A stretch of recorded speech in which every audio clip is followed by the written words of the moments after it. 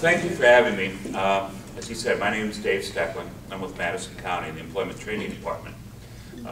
Our general purpose is to try to help out both business and job seekers in Madison and Bond counties. The purpose of our program, by and large, is to make that connection between business and somebody looking for work. Our office is very close. All you do is go across the street. We're right behind where the new Walgreens is, and as long as they don't cut power lines, we're in business. That's been an issue the last couple of weeks, as folks know.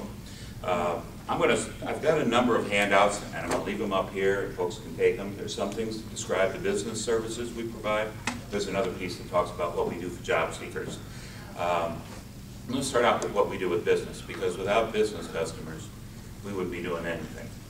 Primarily, we are a small business personnel department all rolled up into one. Our business services are provided in terms of recruitment, assessment, testing. We provide space. We, in some cases, do advertisement. We conduct job fairs. We do anything that's necessary to bring somebody into a business that's looking for employees. 2 weeks ago, I guess it was, we operated our 22nd job fair down at the Gateway Center in Collinsville. That's been a very successful event for us. We had over 1,600 folks looking for work there. And we had about 50 different employers, businesses that were looking for employees, some for as few as 2 and some for as many as hundreds. What's interesting to me about that is we get the same folks almost every year, and then there's a different blend that comes in. This year we had a lot of folks that were from law enforcement and in the incarceration business, if you will. Both Missouri and Illinois had representatives there looking for prison guards. Not a job I'd want to have, but I understand there's folks out there that do. We also provide a lot of assistance to new businesses. A lot of what goes on in the Pontoon Beach, Edwardsville area for those logistics is a good example. We worked with them from the day they started pouring concrete down there to recruit a workforce for them. Everything from the forklift drivers, the managers, to the folks who are what are called picker packers. Somebody who stands at a table and puts together small orders that are shipped out for drop. Another thing we're working with are companies that are going the other way, and that's normally the saddest part of the job. Right now we're in discussions with Olin. We have conducted some what are called pre-layoff workshops to work with those folks. You know, we've been blessed in Madison County to have a pretty big industrial base. And as I tell my friends, I live in Edwardsville. It's what happens below the bluffs that keeps Madison County moving. We want to hold on to that. Anything we can do to serve the businesses that already exist is what we're going to do. Unfortunately, I don't think there's anything left for us to do with Olin other than try to get those folks that would be unemployed reemployed. One of the things we find right now, and as I told Dick earlier today, there are jobs out there. You look in the paper, you can look online, you can read the Wall Street Journal for that matter, and you're going to find out that there are jobs that go begging simply because the skill sets that are required for those jobs aren't present in the workforce we have right now.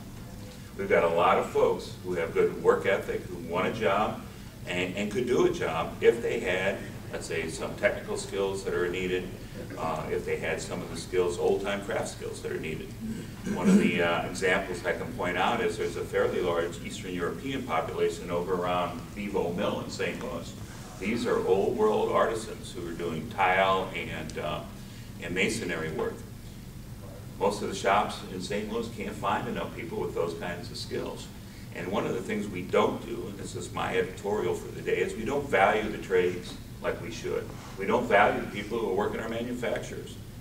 Those are jobs with dignity and family-sustaining wages, and we really have to go back out into the school system and talk about how good those jobs are and how well they maintain a local economy. I don't think I'm telling anybody here anything, but I think it's a message that needs to be made. I know in my case, my dad wanted me to go to college. I was going to do better than he did. Well, you know, he worked at the same place for 65 years, other than World War II, and he did pretty damn well for himself and his family, to put it bluntly. And I think we have to get back to that. We have to talk about that in schools. It's one of the things our workforce board does. We are governed by 2 boards. I've got the county board as a bunch of bosses, and I've got a workforce investment board. The workforce investment board is a board made up of business leaders, and they help direct us. And one of the things they directed us to do is make sure we get into the school systems and talk about the kinds of opportunities that are right here. You know, you take a look at the St. Louis metropolitan area, and we are a part of that. Maybe often forgotten by the other side of the river, but we are a big part of it. And what we do is we do a wonderful job of going out to Cincinnati and Kansas City and Memphis and selling this area. But we don't sell it to our own kids. We don't sell it to our own constituents, the neighborhoods. We don't talk about what's right here. And we need to do that. We need our kids to understand that they have a future here. One of the things we did not too long ago, it's about 5 years now, is we did an analysis of the area.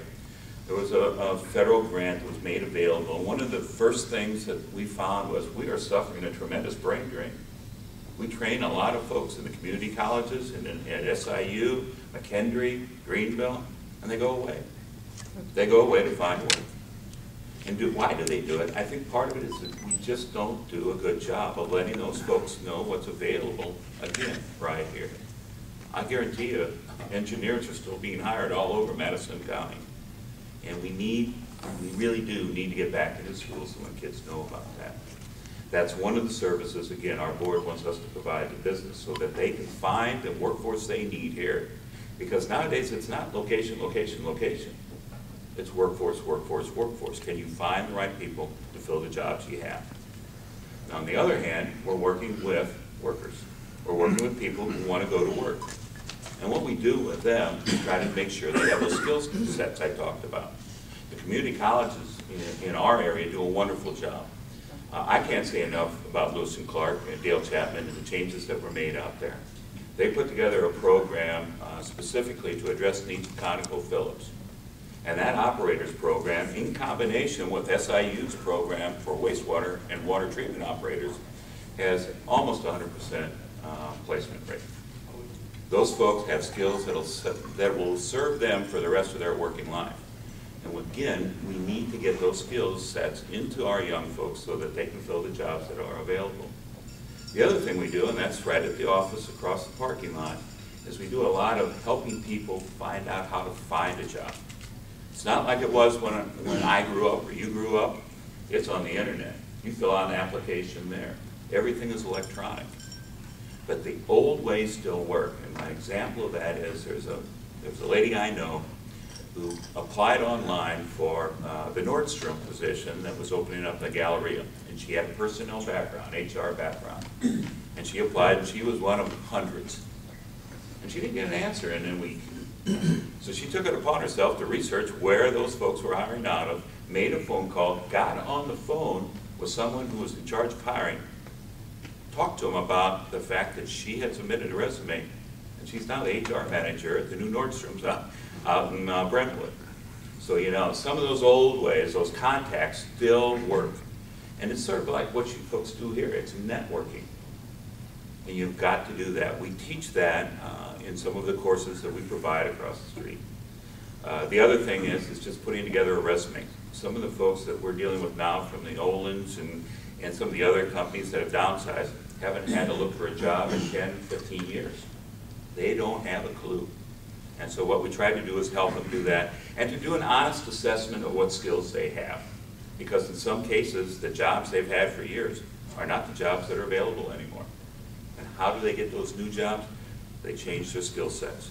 We've all heard of lifelong learning, and lifelong learning is not a catchphrase, it is a reality. You know, you hear now about the new reality. Well, the new reality is a lot of the jobs we used to have will never come back. And the jobs we'll have in the future, they don't even have names for right now. So it's a combination of having good basic skills, knowing that 1 and 1 is an 11. I want to point that out. And as well as that, it's some of what a lot of folks call soft skills. You know, can you work in a team? Can you communicate effectively? Can you look people in the eye? It's amazing. When I go to high schools once in a while, that how many people, and once in a while I always blame it on a suit and a tie. They don't, you know, I could be the guys coming to get them. Yeah. But, you know, kids don't even look up. I mean, they spend most of their life looking at their shoes, and that's fine if you don't want to volunteer. But, I mean, you're going to run into lockers if you don't pull your head up once in a while. And it's amazing to me the kinds of things that really need to be taught that we're not getting across. So that's one of the things we do. we try to pull in folks and give them the kinds of education that might seem like common sense to us or second nature. Now, I was told I had 2 hours, and I've got a PowerPoint out in the car. And I think I can get it up on this wall. And I think you'll really enjoy it, because I've got some pictures of our vacation.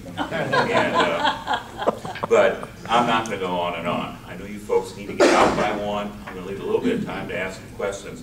And I am going to leave these here. And I'll leave some of my cards, but I'm going to stick around and pick them all up, because we are a government operation. It's pretty much a shoestring. But does anyone have any questions? Yes, sir. The folks seeking jobs, is it Madison County only, or? No. We cover the entire metropolitan area, and to some extent we cover even beyond that because of the way the internet works now. There's companies that are looking for people in Oklahoma that we can direct people to if they're willing to go there.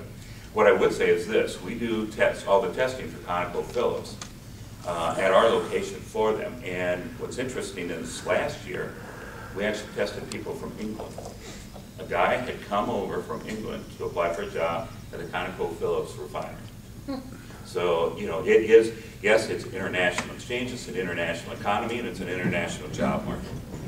But yes, we go well beyond just Madison County. And we will serve, with basic services, we'll serve anybody that walks in the door. We're not going to make sure that they're a resident, et cetera.